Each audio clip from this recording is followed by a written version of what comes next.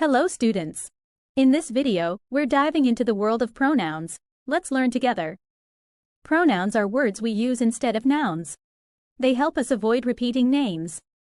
Some common examples are he, she, it, I, and you.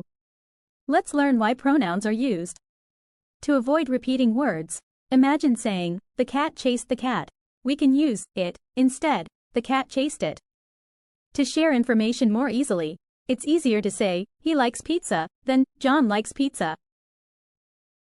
To make sentences sound better, pronouns can help our sentences flow more smoothly and naturally. Now let's learn the uses of different pronouns. He is used for boys or men. Like, Victor loves cricket, he is the best batsman. She is used for girls or women. Like, Stacy is 7 years old, she loves dancing. It is used for objects or animals without gender. Like, coffee is ready. It is on the table. You refers to the person we are talking to. Like, you should come to my house. Like, they are going to the mall.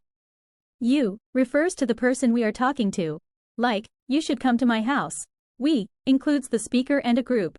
Like, we all are going to watch a movie. Let's see how pronouns work in sentences. It is raining today. It refers to the weather. This fan is not working.